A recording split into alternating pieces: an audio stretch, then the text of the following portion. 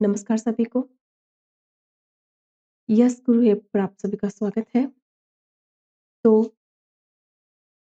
हम जो है इसलिए अपनी क्लास रही थी संज्ञा, सर्वनाम, विशेष्य, विशेषण के बारे में अपन ने बेसिक सी जानकारी हासिल की।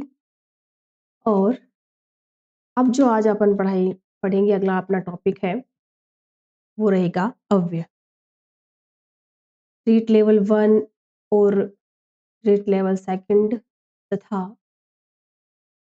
आपकी जो 4th ग्रेड की जो बम्पर भर्ती निकली है, उन सभी विद्यार्थियों के लिए ये क्लास जो है आवश्यक है। और यहाँ से आज का जो अपना टॉपिक रहेगा, कंपास, यूँ समझो कि इसमें से 1 या 2 प्रश्न पक्का आने ही आने। और इस टॉपिक का जो है आज आपका अपना अव्यय। बड़ा ही कंपल्सरी टॉपिक है और चलिए शुरुआत करते हैं अपन इसके बारे में। ठीक है अपना अव्यय।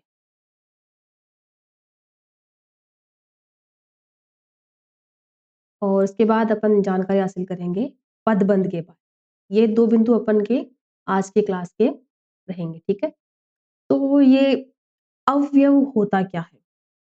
आप इसे अवयव कह सकते हो या फिर अविकारी शब्द भी। क्या कह सकते हैं इसे? अविकारी।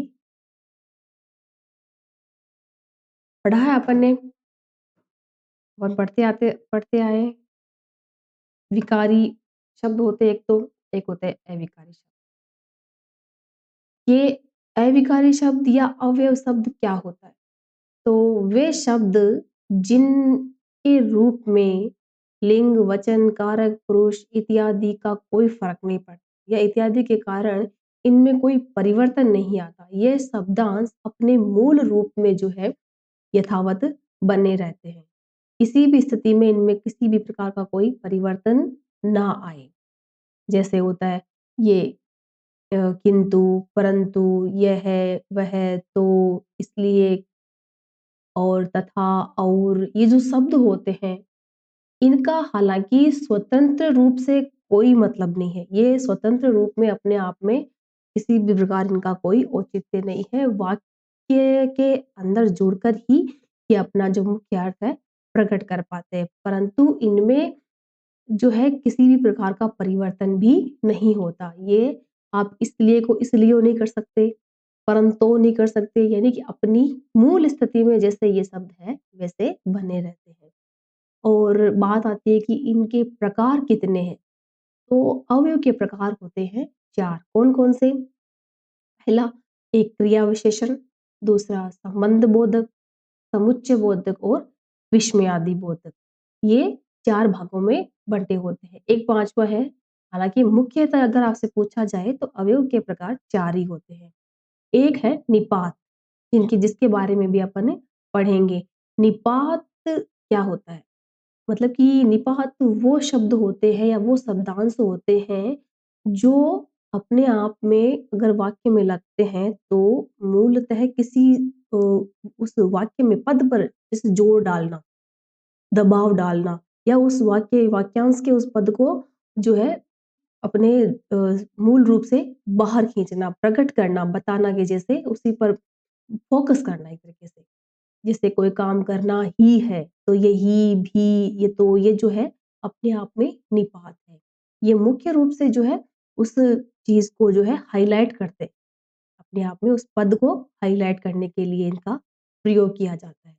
तो चलिए अब बारी आती है, अपन ने इसके बारे में जानकारी हासिल की कि अवयव होते क्या है, तो चलिए परिभाषा है।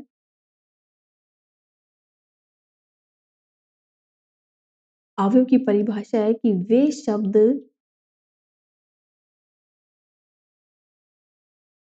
जिन पर काल, पुरुष, लिंग, वचन, कारक इत्यादि का कारक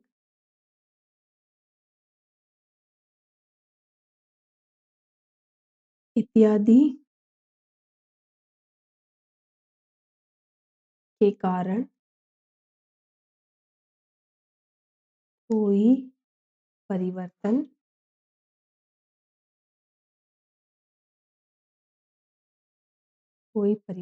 नहीं होता। जिन यहाँ पर परिवर्तन नहीं होता। शब्द जिनका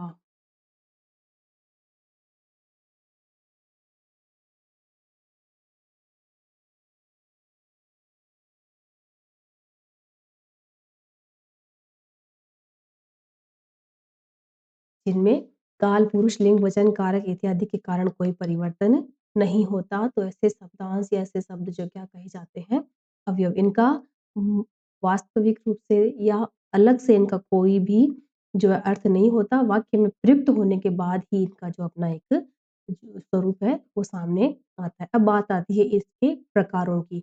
तो अवयव कितने प्रकार के होते हैं? अवयव होते हैं 4 प्रकार के।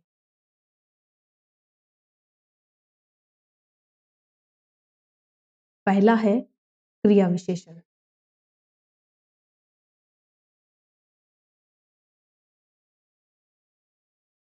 स्वतंत्र रूप से विशेषण यानी कि वो शब्द जो विशेषता बताए। संज्ञा विशेषण, संज्ञा शब्दों की विशेषता बताई। सर्वनाम विशेषण, जो संज्ञा के स्थान पर प्रयुक्त होने वाले शब्दांशों की विशेषता बताई, वो है सर्वनाम विशेषण।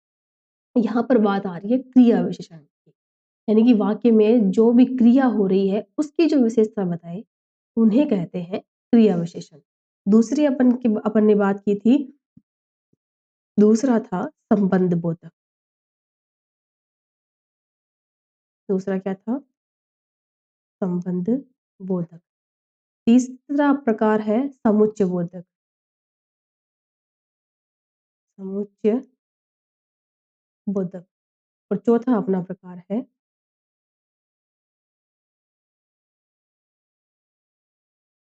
विस्मयादि बोध।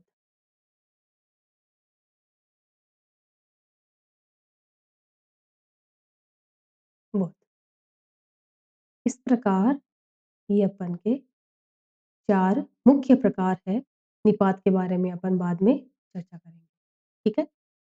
अब बारी आती है क्रिया विशेषण की। तो क्रिया विशेषण कौन-कौन से क्रिया विशेषण है, ऐसी कौन-सी क्रियाएँ हैं जिनकी विशेषता जो है बताने वाले अविकारी शब्द है। तो अर्थ के आधार पर देखा जाए तो क्रिया विशेषण के भी 4 उपभेद हैं। कौन-कौन से? एक है परिमाणवाचक,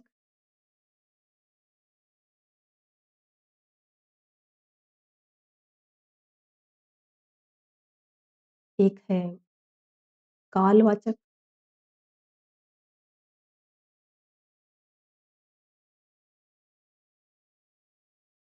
एक रीतिवाचक,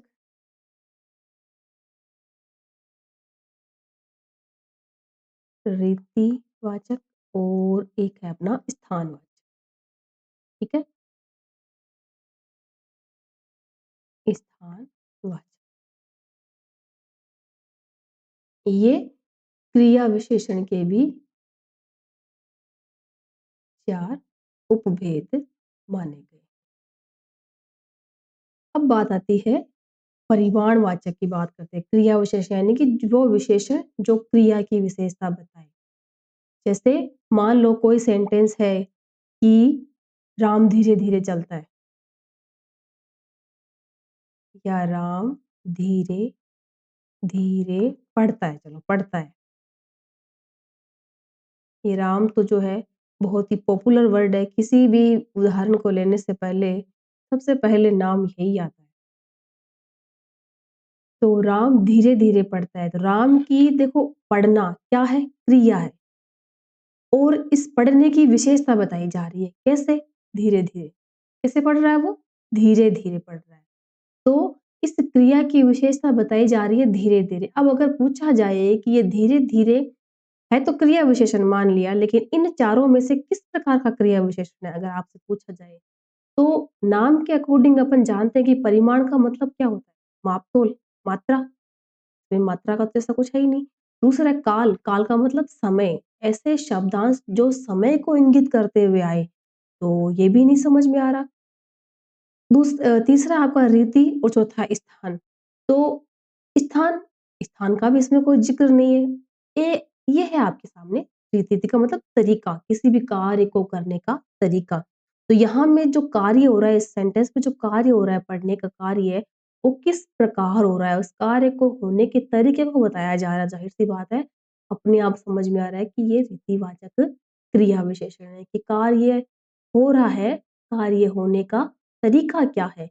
धीरे है, तेज है, मंद-मंद है, इस प्रकार के जो शब्द है, वो जो कार्य के करने के तरीके को बताए, वो शब्दांश किसमें आते हैं? रीतिवाचक क्रिया विशेषण में। और चलो ये था, अपन ने क्रिया विशेषण को अलग-अलग पढ़ने के समझने के लिए उदाहरण था। अब बारी आती है, अपन लेते हैं परिमाणवाचक कि कौन से शब्द है जो जिनके माध्यम से ये जान सकें कि वो ये जो परिमाणवाचक क्रिया विशेषण है। तो परिमाणवाचक क्रिया विशेषण में जैसे थोड़ा, बहुत, कुछ, किंचित सॉरी, इस प्रकार के जो शब्द हैं, जो किसी भी चीज़ की मात्रा को बताते हैं, क्वांटिटी को बता रहे हैं, तो वो जो शब्द है, वो कौन-से होते हैं? परिमाणवाचक क्रिया विशेषण। चलिए लिखते हैं, मान लो कहीं लिख दो, परिमाणवाचक लिख देते हैं नीचे।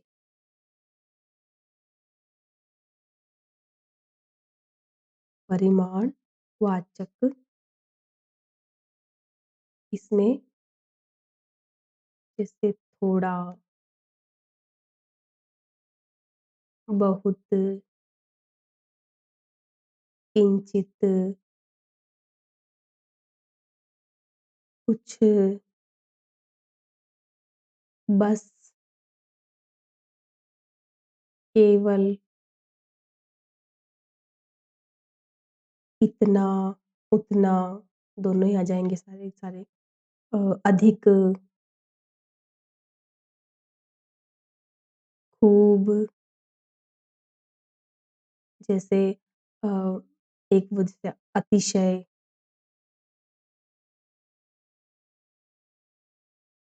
और किसी भी बात के लिए जैसे काफ़ी,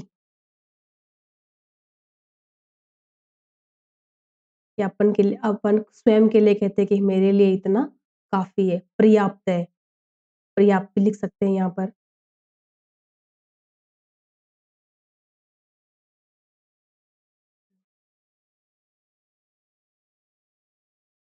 थोड़ा बहुत, किंचित, कुछ, कितना, कितना शब्द नहीं है ना? कितना,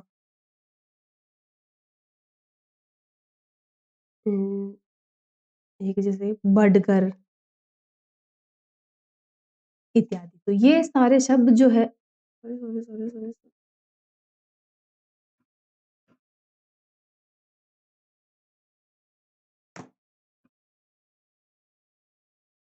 यहाँ पे हो रहा है।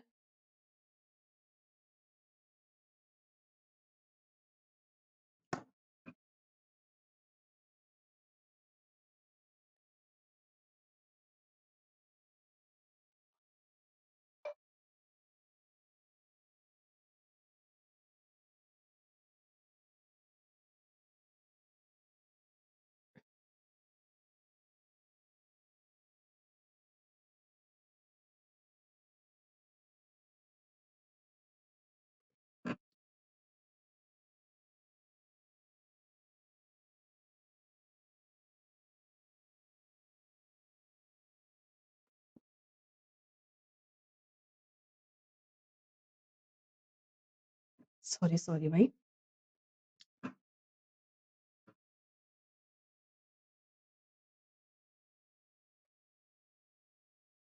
तो ये सारे शब्द जो है, वो परिमाणवाचक को दर्शाने के लिए या परिमाणवाचक की मात्रा बताने के लिए होते हैं।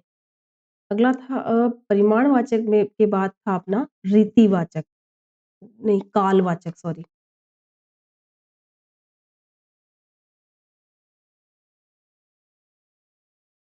कालवाचक। काल काल का अर्थ जो है समय। तो कालवाचक क्रिया विशेषण को दर्शाने के लिए जो शब्दांश आते हैं, जो शब्द आते हैं, जो अवयव आते हैं जैसे अब, कब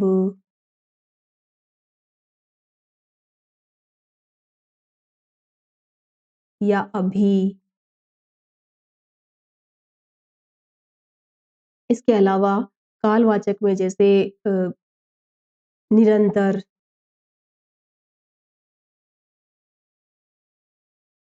ये शब्द जो है मतलब समय को इंगित करने वाले जो शब्द है वो कालवाचक क्रिया विशेषण में आएंगे। अगला है अपना रीतिवाचक।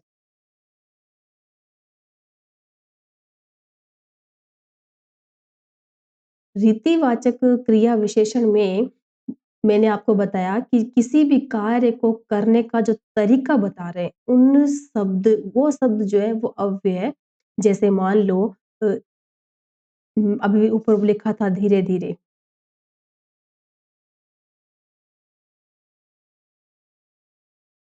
तो ये कार्य को कर, जैसे तेज अपोजिट इसका ले लेते हैं, जैसे किसी कार्य को कर ऐसे, मान लो कोई कार्य ऐसे किया जा रहा है वैसे, ये बह रही है,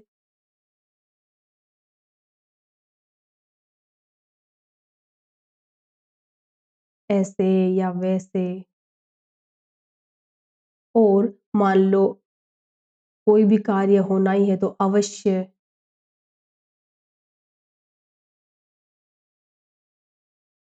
हाँ, तो ये जो शब्द है, ये शब्दांश है, वो किस प्रकार के रीतिवाचक क्रिया विशेषण में आएँगे, ठीक है?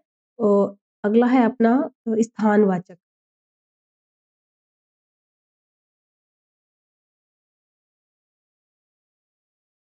स्थानवाचक क्रिया विशेषण में पर्टिकुलर स्थान को दर्शा रहे शब्द आते हैं, जैसे यहाँ,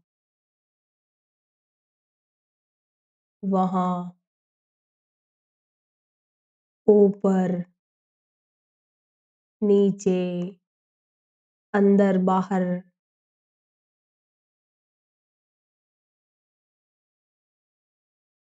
ये शब्द है स्थानवाचक को प्रदर्शित करने वाले क्रिया विशेषण या फिर अव्यय। क्रिया विशेषण अव्यय।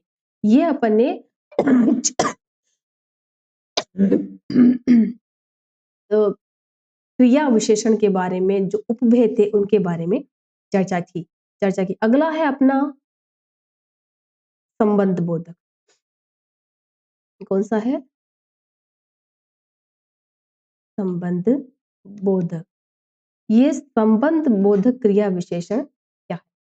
तो संबंध बोधक क्रिया विशेषण उन शब्दांशों को कहते हैं या उस अवयव को कहते हैं जो दो पदों को परस्पर आपस में जोड़ते हैं। पदबंध के बारे में जानेंगे तब जानेंगे ये पद और ये वाक्य वगैरह क्या होते हैं। तो जो दो पदों को आपस में परस्पर जोड़े उन्हें कहते हैं संबंध बोधक। दो पदों के बीच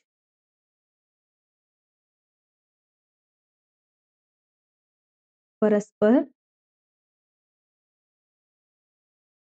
संबंध स्थापित करें या सूचित करें।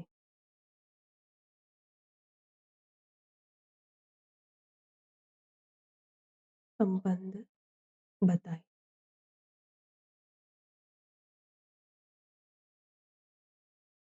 जैसे मान लो उम,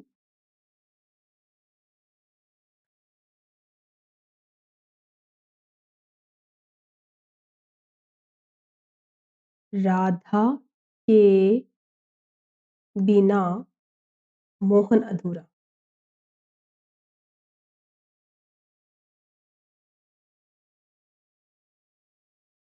या शिक्षा के बिना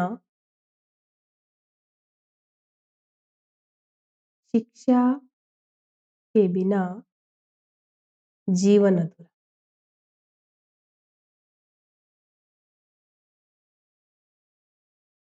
बिना शिक्षा के इंसान क्या है? जानवर के समान, है ना? तो यहाँ पर देखो, अपने आप में दोनों ही शिक्षा के बिना जीवन अधूरा। ये के बिना, ये जो वाक्यांश है, ये क्या कर रहा है? इन दोनों पदों को आपस में जोड़ रहा है, ठीक है? यानी कि हालाँकि इसका अकेले का कोई अस्तित्व नहीं है, लेकिन इसने इन दोनों पदों को जोड़ने का कार्य किया है। तो ये क्या हो गया? संबंध बोधक अवयव। संबंध बोधक अवयव में भी बहुत सारे भाग होते हैं, मुख्यतः इसके 8 भाग कहे जाते हैं, जैसे कि संबंध बोधक में अर्थ के आधार पर अवयव के 8 भाग। तो सबसे पहले कालवाचक, इसमें भी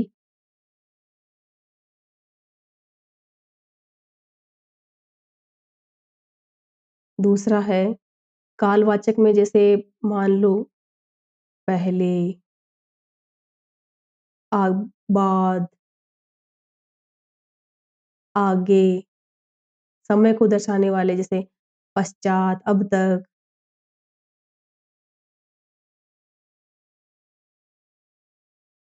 ये समय को दर्शा रहे। दूसरा है स्थानवाचक, इसमें भी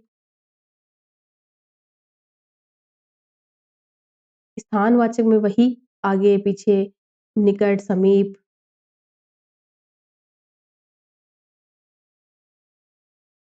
समीप, दूर,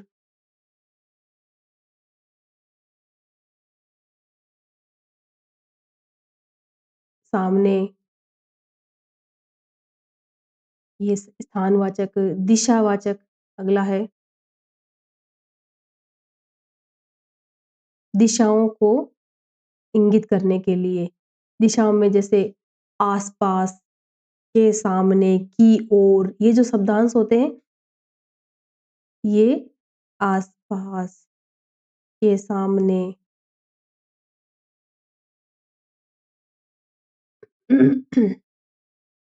की ओर,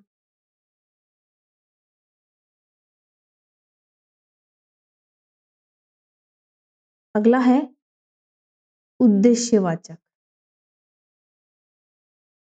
किसी भी उद्देश्य को कंप्लीट करता हुआ, जैसे कि लिए, ये या वास्ते, किसी कार्य के वास्ते, किसी के लिए। अगला है उद्देश्य के बाद में विनिमयवाचक।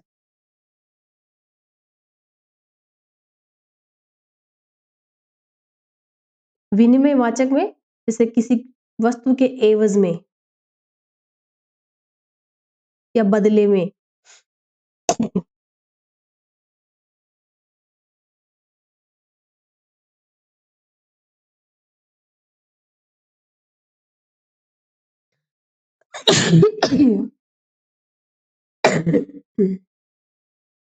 आगे चलते हैं दिशावाचक।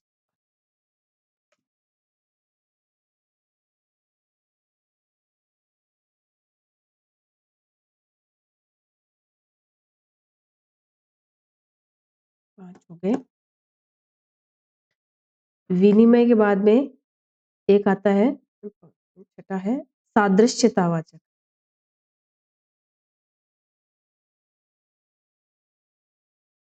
सादृश्य, सादृश्य का अर्थ ही क्या होता है? समान। तो सादृश्य का मतलब अर्थ ही है समान, जैसे समान, तुल्य, ये जिमी, जैसा, ये जो शब्द है जैसे, ये शब्द है सादृश्यवाचक में आ जाते हैं। अगला है विरोध मूलक। विरोधवाचक, विरोधवाचक में विरुद्ध, जैसे विरोध स्वयं भी आ सकता है, विरुद्ध या विपरीत। ये लास्ट है अपना तुलनावाचक या कारणवाचक। तुलनावाचक, तुलनावाचक में जैसे लगभग, केवल, भर, ये शब्द तक, इस प्रकार ये जो है संबंध बोधक अवयव में ये जो सारे के सारे शब्द जो है संबंध बोधक अवयव में आते हैं, ठीक है?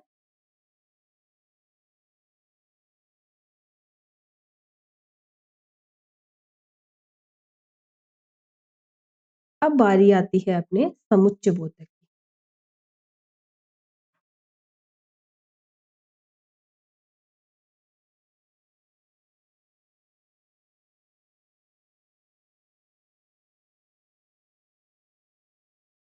समुच्चय बोधक अवयव।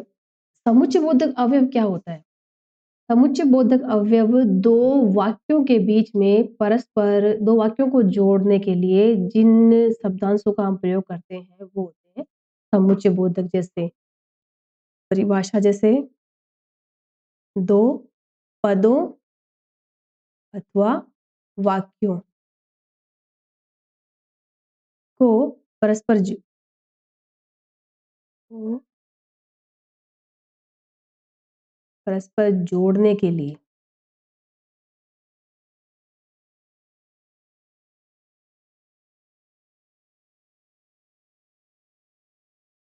समुच्चय बोधक और संबंध बोधक में सिमिलैरिटी सी नजर आ रही है। लगभग वही पद का जुड़ाव संबंध बोधक में था, यही इसमें।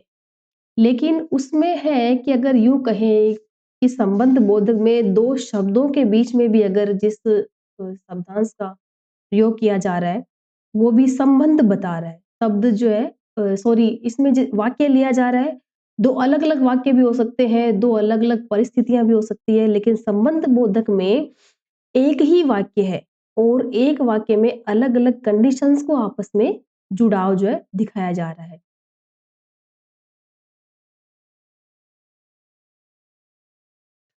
समुच्चय बोधक अवयव जो है, इसके भी 2 भेद होते हैं। एक होता है समानाधिकरण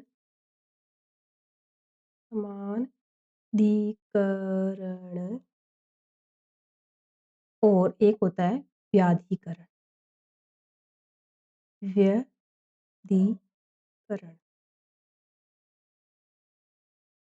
समानाधिकरण यानी कि वे अवयव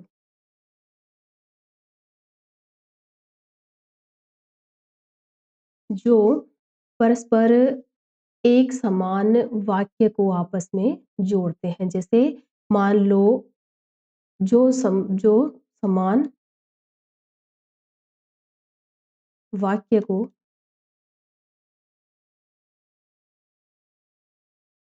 परस्पर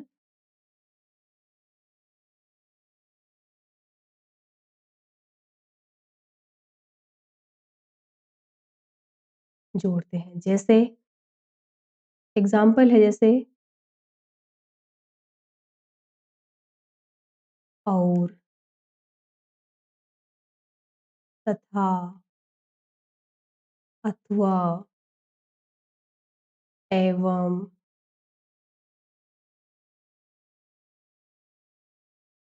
ठीक है? इत्यादि। तो एग्ज़ाम्पल लेते हैं जैसे राम और श्याम राम और श्याम विद्यालय गए या फिर राम और श्याम अ, विद्यालय जाते हैं।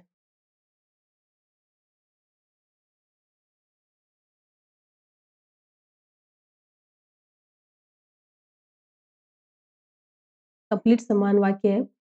राम विद्यालय जाता है और श्याम भी विद्यालय जाता है। दोनों ही एक समान वाक्य को आपस में जोड़ने के लिए इसका अब इसकी जगह आप और की जगह तथा, अथवा, अथवा करेंगे तो दोनों अलग-अलग सेंटेंस बन जाएँगे, ठीक है? तो समानाधिकरण जो समान एक से अधिक समान वाक्यों को आपस में जोड़ रहे हैं। व्याधिकरण मतलब वे अवयव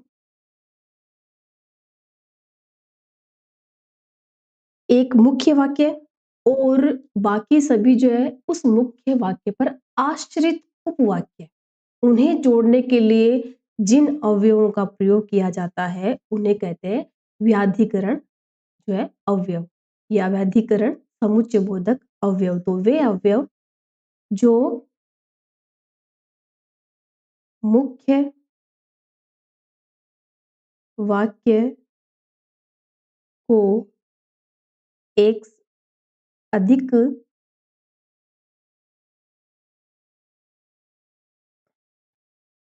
मुख्य वाक्य को एक से अधिक उपवाक्य, आश्रित वाक्य, कुछ भी कह सकते हैं आप। आश्रित वाक्यों को जोड़ते हैं।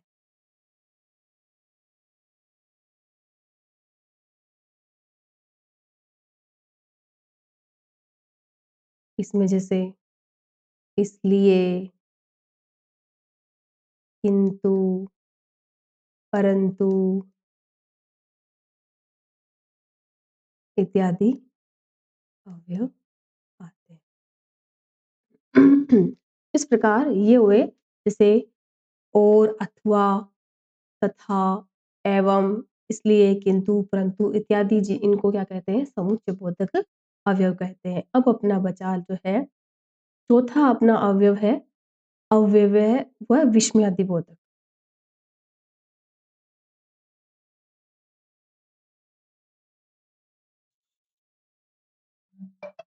विस्मयादि बोध, विस्मय, विस्मित करने वाला भाव, यानी कि ऐसी कोई परिस्थिति जिसको देखकर आप आश्चर्य का भाव प्रकट कर रहे हैं या आपके मन से घृणा की स्थिति उत्पन्न हो रही है, तो शोक, दुख या फिर घृणा ऐसे भावों को प्रकट करने के लिए जिस चिन्ह का आप प्रयोग करते हैं, जैसे ये इसे कहते हैं विस्मयादि बोधक चिन्ह। और इन जिन शब्दांशों या जिन अवयवों के आगे ये लगा होता है उन्हें कहते हैं विस्मयादि बोधक अवयव। तो इसके लिए जैसे मान लो हर्ष बोधक,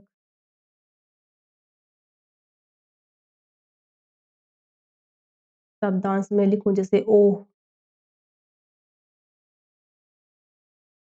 अच्छा, शाबाश, ये शब्दांश क्या है? ये विस्मयादि बोधक शब्दांश है। जैसे शोक बोधक,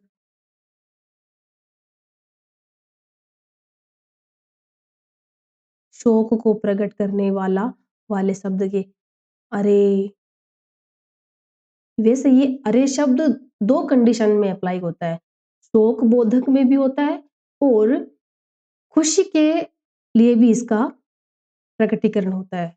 जैसे कि मान लो कोई कहीं पर ऐसी कोई विपत्ति जो अवांटेड हो, जिसकी मतलब कल्पना भी ना की गई हो, तो अपन कहते हैं अरे क्या हो गया इसके। और मान लो ऐसी कोई घटना हुई हो जिसकी भी आपने ना कल्पना की हो, वो अच्छी घटना हो, तब भी आप उछल के अरे ये क्या हो गया। तो ये दोनों ही कंडीशन में अप्लाई होता है। अरे जो शब्द है वो शोक बोधक भी है और हर्ष बोधक भी है। उसके शोक बोधक में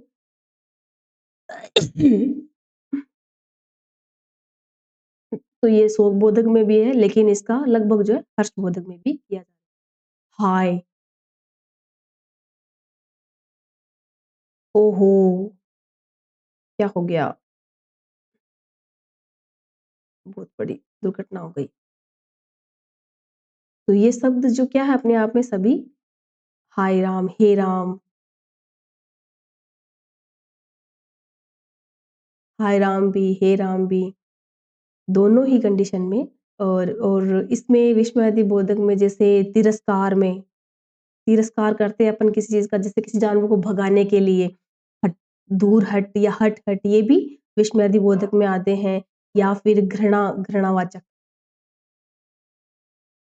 घृणाबोधक, वाचक नहीं, घृणाबोधक जैसे छी, किसी ऐसी सड़ी गली या कोई मरा हुआ जानवर आपने देख लिया तो आपके मन से जो घृणित भाव अंदर से बाहर आएगा, जैसे छी, तो वो वाला ये। या फिर इसको आप डबल अप्लाई भी कर सकते हैं, छी छी, राम राम, ये घृणित भाव भी विस्मयादि बोधक में आता है। ठीक है।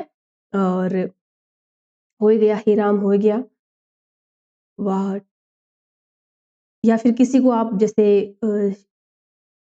हर्षबोधक में आ गया, शाबाशी ठीक है, ये हो गया, भाग जाओ।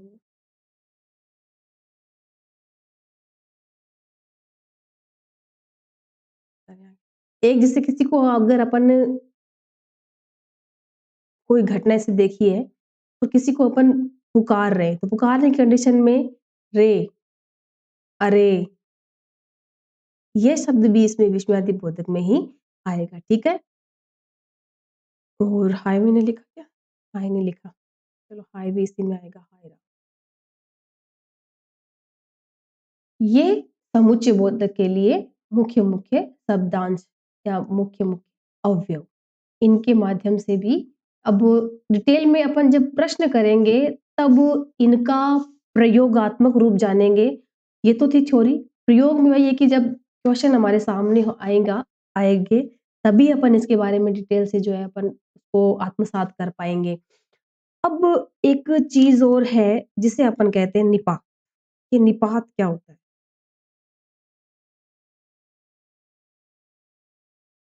अवयव का ही पार्ट है निपात। निपात क्या है? अवयव का ही पार्ट है, मतलब कि वो शब्दांश जिनका स्वतंत्र, वैसे स्वतंत्र तो किसी का भी अस्तित्व नहीं है, सभी का वाक्यांशों में ही प्रयोग था।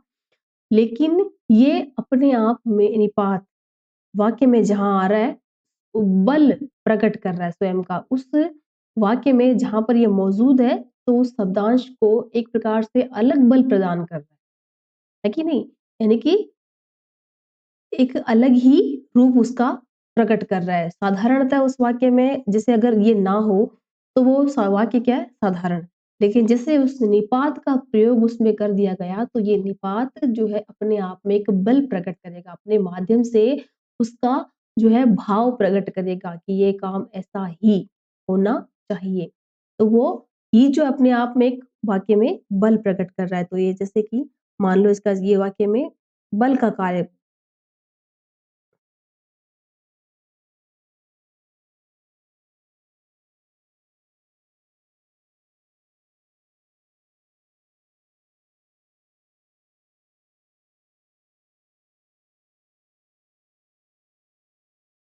मतलब उस कार्य को हाइलाइट करते हैं, कहने का मतलब जैसे मैं सेंटेंस लिख रही हूँ, जैसे राम विद्यालय जाता है,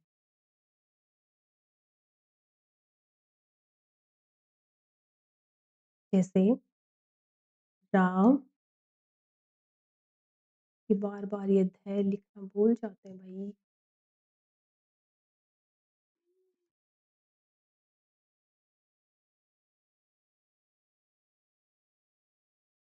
राम विद्यालय जाता, राम को बड़ा करेगा, विद्यालय से बाजार भेजे, नहीं भेजेंगे, अब राम विद्यालय ही जाएगा। तो राम विद्यालय जाता है, साधारण सा वाक्य है। अब मैंने इसमें निपात का प्रयोग किया कि राम भी विद्यालय जाता है। इसका मतलब कोई और भी जा रहा है।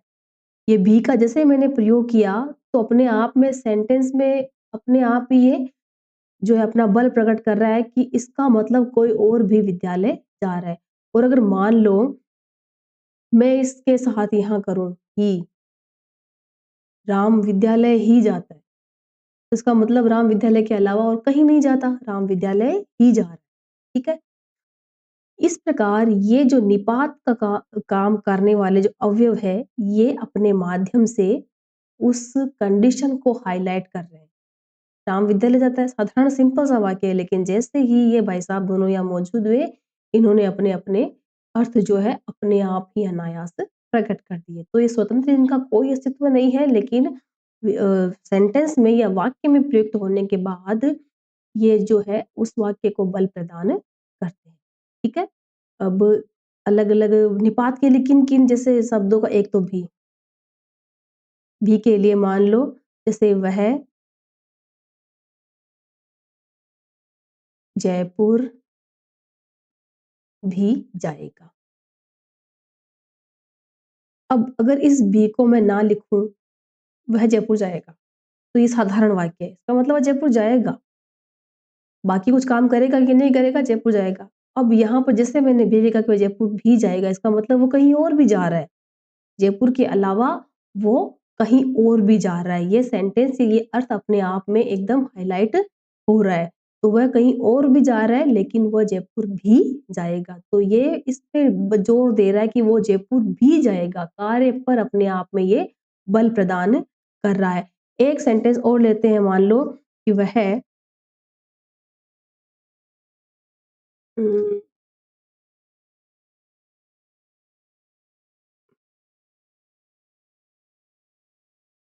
श्याम भी खेलेगा। मतलब कोई और तो खेल ही रहा है, लेकिन श्याम भी खेलेगा। अगर यहाँ पर ये लिखा जाता कि श्याम खेलेगा, तो श्याम की साधारण इच्छा ज़ाहिर की जा रही है कि श्याम खेलेगा। लेकिन अगर भी नहीं होता, तो श्याम खेलेगा अगर अकेला भी, इसका मतलब है श्याम अकेला भी तो खेल सकता है। भी लगाते यहाँ सेंटेंस अपने आप में ये बल दे रहा है श्याम पर कि बाकी भी खेल रहे हैं, पर श्याम भी खेलेगा। अगला है, हमने वहाँ पे लिया था ही। तो सेंटेंस ले रहे हैं जैसे ऊपर वाला ही कि श्याम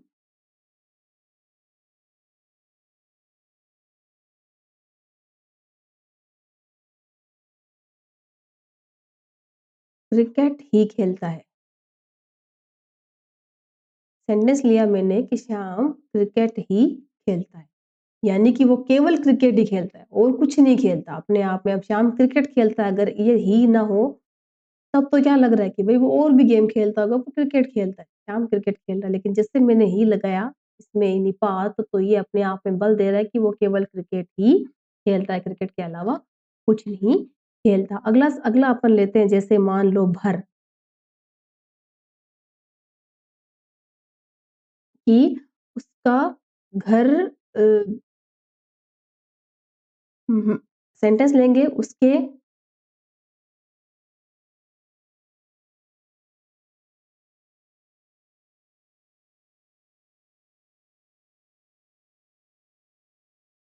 पेट भर, उसको पेट भर खाना खिलाया, खाना खिलाया, उसको पेट भर खाना खिलाया।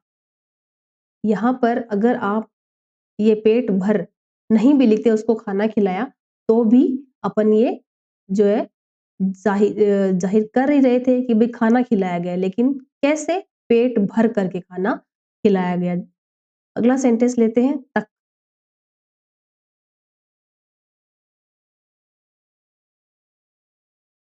तक के लिए कोई सेंटेंस जैसे उम, मैं सुबह तक, सुबह तक पढ़ता रहा। हालाँकि अगर इस कंडीशन में आओगे, तभी एग्ज़ाम जो है क्रैक कर पाओगे। तो मैं सुबह तक पढ़ता रहा, और ऐसा कब होता है? जब एग्ज़ाम एकदम सर पे आ जाते हैं। तो ये तक किस कंडीशन को अप्लाई कर रहा है? मैं सुबह तक पढ़ता रहा। समय को बता रहा है अपने आप में।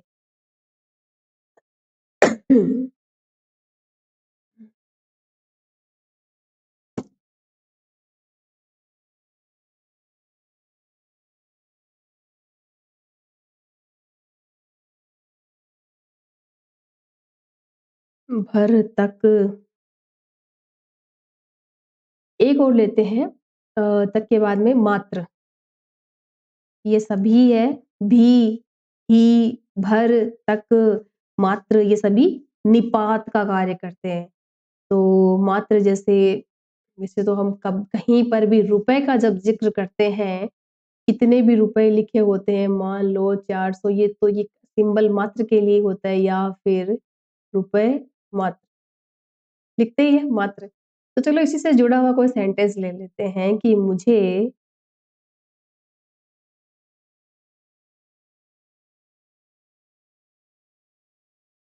₹5 मात्र चाहिए।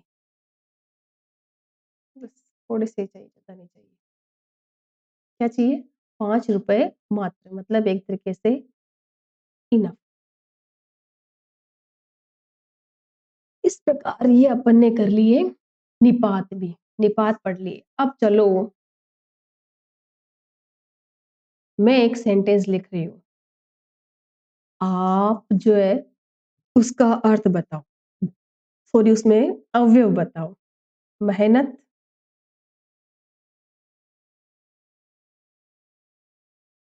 करो, मेहनत करो ताकि सफल हो सको। मेहनत करो ताकि सफल हो सको। इस वाक्य में कौन-सा अवयव है? ये बताइए। चलिए और चलिए 1-2 और सेंटेंस देते हैं आपको, कमेंट में इनके आंसर देना। राधा घर पर ही है। राधा घर पर ही है। अगला सेंटेंस है उम,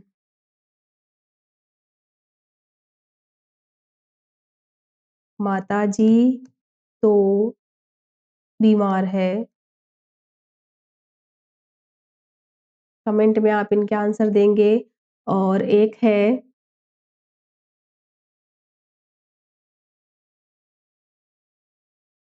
मैंने बहुत खाना खा लिया।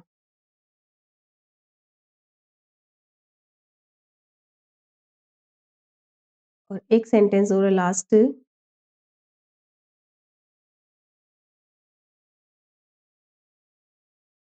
सुरेश बाजार गया